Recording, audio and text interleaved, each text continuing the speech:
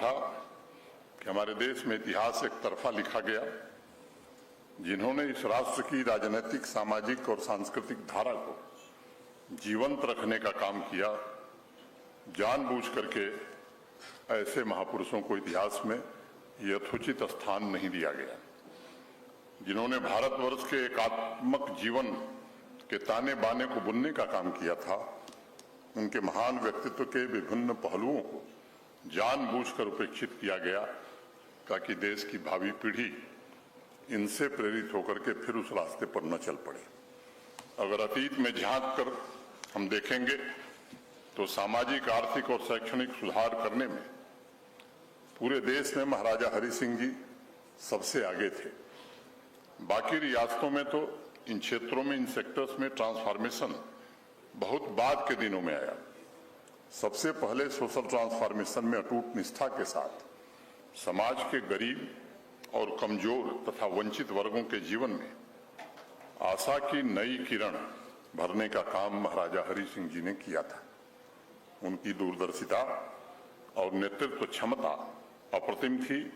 उनके कार्यों का ही परिणाम है कि समाज में हर स्तर पर एक नया आत्मसम्मान और आत्मविश्वास जागृत हो सका। उनका पूरा जीवन समाज की भलाई के लिए साहस और दृढ़ विश्वास की एक गाथा मात्र है। और इसीलिए 2 साल पहले कई साथियों ने अनुरोध किया था, लंबे समय से जिसका इंतजार था जम्मू कश्मीर को, महाराजा हरि सिंह जी के नाम से छुट्टी घोषित करने का काम माननीय प्रधानमंत्री जी के नेतृत्व में यहां हुआ।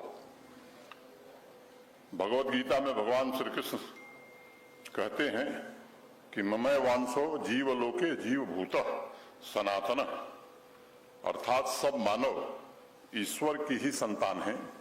और इसी भावना के अनुरूप महाराजा हरि सिंह जी ने तमाम प्रथाओं, रीतियों, नीतियों, परंपराओं में एकात्मता पर सदैव बल दिया और राष्ट्र के सामने एक अनुकरणीय उदाहरण भी पेश किया। मित्रों, मैं नेतृत्व गुणों, संघर्ष की भावना और दृढ़ संकल्प शक्ति के लिए पूरे देश में विख्यात पंडित प्रेमनाथ डोगरा जी को भी आज विशेष रूप से स्मरण करना चाहूंगा। उन्होंने संपूर्ण जीवन राष्ट्र और समाज के सभी वर्गों के कल्याण के लिए समर्पित किया। एक देश, एक निशान और एक विधान का नारा उन्होंने जम्मू कश्मीर के घर घर तक पहुंचाने का काम किया और मुझे लगता है कि देश का इतिहास बदलने में बड़ा भारी योगदान दिया। राष्ट्रीयता और मानवता को मुखरित करने वाले पंडित प्रेमनाथ डोगरा का एक ही सपना था, अभी मेरे पूर्व यहां से बताया जा रहा था कि जम्मू कश्मीर भारत का अभिन्न अंग बने और भारत विश्व में एक सशक्त, प्रगतिशील और उन्नत राष्ट्र के रूप में अपनी जगह बना सके। इस सपने को पूरा करने के लिए उन्होंने तमाम चुनौतियां झेली, अनेक यातनाएं सही, लेकिन जीवन में कभी विचलित नहीं हुए और एक कर्मयोगी की तरह राष्ट्र निर्माण के हर क्षेत्र में अपना योगदान दिया। मेरा मानना है कि इतिहासकारों तथा बुद्धिजीवियों को इस कालखंड का और बारीकी से अध्ययन करने की जरूरत है। उस दौर में राष्ट्र निर्माण में योगदान सिर्फ दिल्ली के व्यक्तित्वों तक सीमित नहीं था, बल्कि उसमें पंडित प्रेमनाथ डोगरा जैसे क्रांतिकारी महापुरुषों का भी किसी से कम योगदान नहीं था। उन्होंने अपनी सारी कमाई समाज के लिए अर्पित की थी और सेवा धर्म को ही जीवन भर अपनाया था। वह दौर ऐसा था जहां एक तरफ बहुभाषी भारत की एकता को मजबूत करने के लिए तमाम प्रयत्न हो रहे थे, दूसरी ओर उसकी अनेकता में दरार पैदा करने वाले तत्व भी सक्रिय थे। ऐसे में देश को जोड़कर रखने और सांस्कृतिक विरासत देश की बचाए रखने में जो योगदान पंडित प्रेमनाथ डोगरा ने दिया है, उसका ऋण चुकाने का सिर्फ एक ही तरीका है, ऐसे महापुरुषों को समाज अपनी प्रेरणा का केंद्र बिंदु माने। आज मैं जम्मू कश्मीर के सामाजिक, आर्थिक न्याय के लिए समर्पित भाव से जिन लोगों ने काम किया उनको मैं श्रद्धांजलि देता हूं।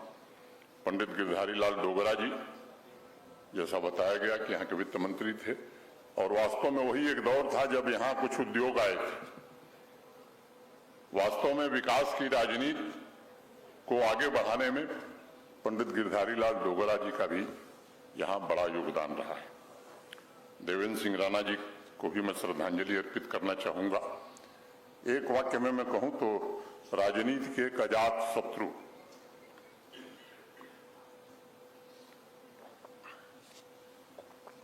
के रूप में श्री देवेंद्र राणा सदैव याद किए जाएंगे। और मुझे लगता है कि सुख में किसी के खड़े हुए हों या ना हो, लेकिन दुख में वो सबके बराबर खड़े रहे। मैं अवार्ड से सम्मानित सभी हस्तियों से आज ये कहना चाहता हूं कि जैसे जैसे भारत तेजी से आर्थिक विकास के पथ पर आगे बढ़ रहा है, उसमें साहित्य, सामाजिक सेवाओं, खेल, शिक्षा, व्यवसाय, पत्रकारिता में आपका काम हमारे समाज के ताने बाने को और मजबूत करेगा। इस यात्रा में यह सुनिश्चित करना ये आपका कर्तव्य, हम सबका कर्तव्य है कि समाज के कमजोर वर्गों और महिलाओं के सशक्तिकरण को सर्वोच्च प्राथमिकता दी जाए। ये सुनिश्चित करना भी सामूहिक जिम्मेदारी है कि विभिन्न सामाजिक वर्गों को ये महसूस हो सके कि विकसित भारत में उनकी भी जायज हिस्सेदारी है। हमारी संस्कृति में तो कहा गया है कि जिस प्रकार मनुष्य की उत्पत्ति एक समान है, उसी तरह मानवता की नियति भी एक समान होती है। हमारे पूर्वजों ने एकैव मानुषी जाति का दर्शन हमें विरासत में दिया है। भारत पूरे विश्व में एक अकेला देश है जिसके पास इस मूल मंत्र जैसे आध्यात्मिक खजाना मौजूद है। ऋग्वेद में तो हमारे ऋषियों मुनियों ने जो प्रार्थना की और उसमें कहा, मां प्रगाम पंथो वयम, अर्थात हम सुपथ से कुपथ की ओर कभी न जाएं, अच्छे रास्ते पर ही चलें, खराब रास्ते पर कभी न बढ़ें। और इसलिए प्राचीन काल से ही धर्म मार्ग पर चलना ये हमारे स्वभाव का हिस्सा रहा है। तमाम विभिन्नताओं में समन्वय, शांति और सद्भावना बनाए रखना हमारे स्वभाव में सदैव से रहा है। हमें कभी इसके लिए प्रयास नहीं करना पड़ा। हमारी संस्कृति ने विश्व बंधुत्व की अवधारणा पूरी दुनिया को दी और ऋग्वेद में तो यहां तक कहा गया, अयम बंधुर्यनेति गणना लघु चेतसाम उदार चरिता नाम तु वसुधैव कुटुंबकम। यह मेरा है वह मेरा नहीं है का भेद केवल संकीर्ण सोच वाले लोग करते हैं। श्रेष्ठ आचरण वाले लोगों के लिए तो सारा संसार ही एक परिवार है।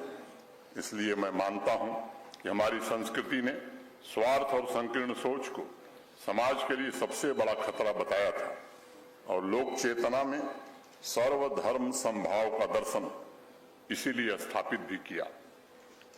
भारत की सबसे बड़ी विशिष्टता यह है कि यहाँ किसी भी हिस्से में चले जाइए, वहाँ की विविधता, लोक चेतना और संस्कार में आपको सामाजिक सद्भाव तथा शांति के तत्वों का समावेश अवश्य मिलेगा।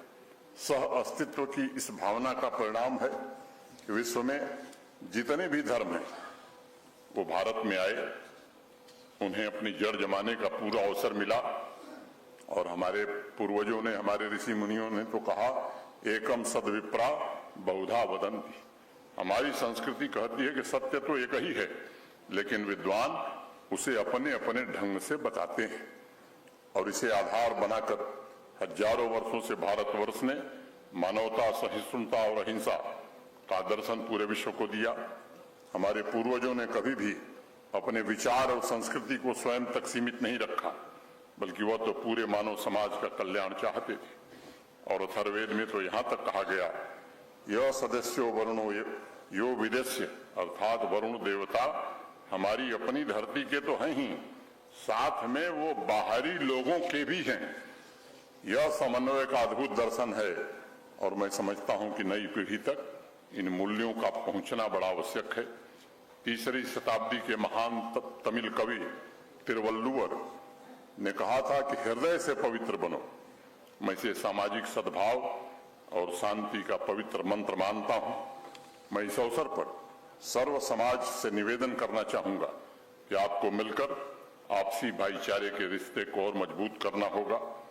हर एक व्यक्ति को देश की भलाई के कामों से जोड़ना होगा।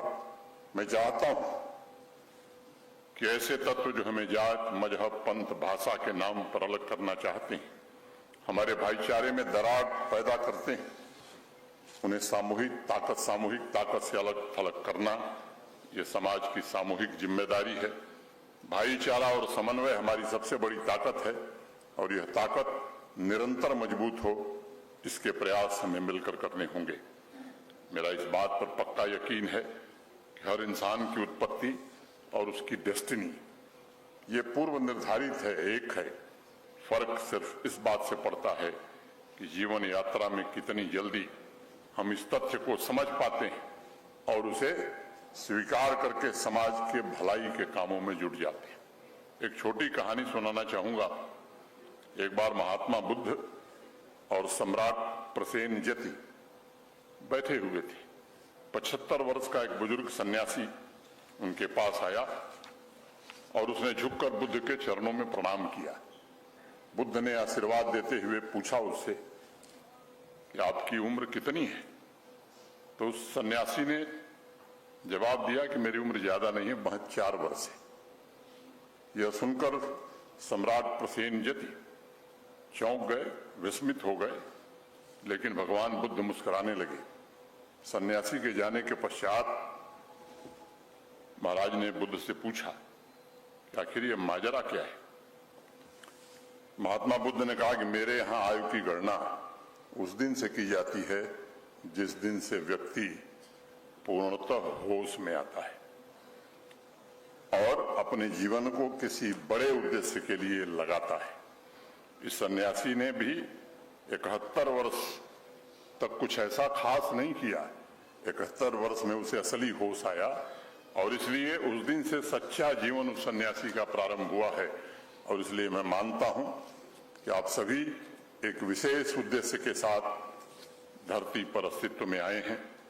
मैं प्रार्थना करूंगा कि आपकी सारी शक्ति इन उद्देश्यों की पूर्ति में लगे। हमें इस बात को भी ध्यान में रखना होगा कि समाज में और विशेष रूप से जम्मू कश्मीर में अलगाववादी और विभाजनकारी तत्व ये कभी हावी न होने पाए। पत्रकारिता, समाज सेवा, साहित्य, बिजनेस से जुड़े साथी जिनको आज पुरस्कृत किया गया है, विशेष रूप से इस दिशा में उन्हें भी आगे बढ़ करके काम करना होगा ताकि विविधताओं से परिपूर्ण जम्मू कश्मीर में एकता की भावना निरंतर मजबूत होती रहे। समाज के सभी प्रबुद्ध जनों के मन में एक सवाल जरूर कौंधना चाहिए कि मुझे किस लिए याद किया जाएगा, what I will be remembered for.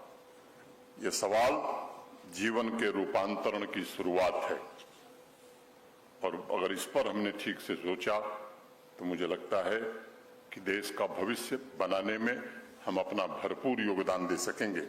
एक बार पुनः सभी अवार्ड विजेता सम्मानित व्यक्तित्वों को हृदय से बधाई, शुभकामनाएं देता हूं।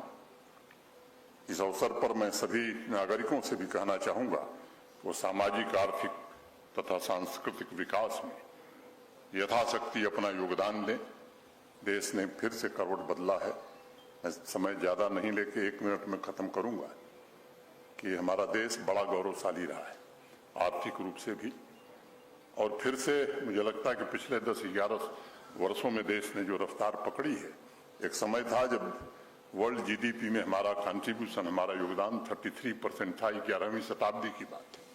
15वीं शताब्दी आते ये योगदान हमारा घटकर 25% हो गया। फिर वो गुलामी का दौर शुरू हुआ, मुगल आए, अंग्रेज आए, वैभव, यश सब कुछ लूट कर ले गए। जब देश को आजादी मिली 1947 में, 1950 में दुनिया की जीडीपी में हमारा कंट्रीब्यूशन महज 4% रह गया। वक्त ने फिर करवट बदला है और 2023 में अंतर्राष्ट्रीय मुद्रा कोष, इंटरनेशनल मॉनेटरी फंड के अध्ययन ने ये बात कही है कि अब आज दुनिया की जीडीपी में भारत का कंट्रीब्यूशन 15% हो गया है। इन 10 वर्षों की प्रगति ये हमें भरोसा देती है कि निश्चित रूप से देश ने जो लक्ष्य तय किया है कि 2047 तक फिर से हम विकसित भारत बनेंगे। मुझे लगता है कि निश्चित रूप से वो लक्ष्य हम प्राप्त कर सकते हैं। कोई सरकार लक्ष्य पूरा अकेले नहीं कर सकती जब तक समाज और देश के नागरिक उस लक्ष्य के साथ न जुड़े। मैं आप सबसे निवेदन करूंगा कि इस महान लक्ष्य में अपनी पूरी ऊर्जा, पूरी क्षमता हम लगावें। फिर से एक बार आयोजन के प्रति मैं गुलिस्तान नेटवर्क को हृदय से बधाई देते हुए अपनी बात पूरी करता हूं। धन्यवाद। जय हिंद। बहुत बहुत शुक्रिया माननीय उपराज्यपाल मनोज सिन्हा जी का। आपने इस अवसर पर अपना योगदान और मार्गदर्शन के लिए हम बहुत ही गहरा आभार व्यक्त करते हैं। आपकी नियंत्रण मेहनत और समर्पण से जम्मू कश्मीर में जो बदलाव आए हैं वह हम सभी के लिए प्रेरणा का स्रोत हैं। आपके नेतृत्व में जम्मू कश्मीर में समृद्धि, विकास और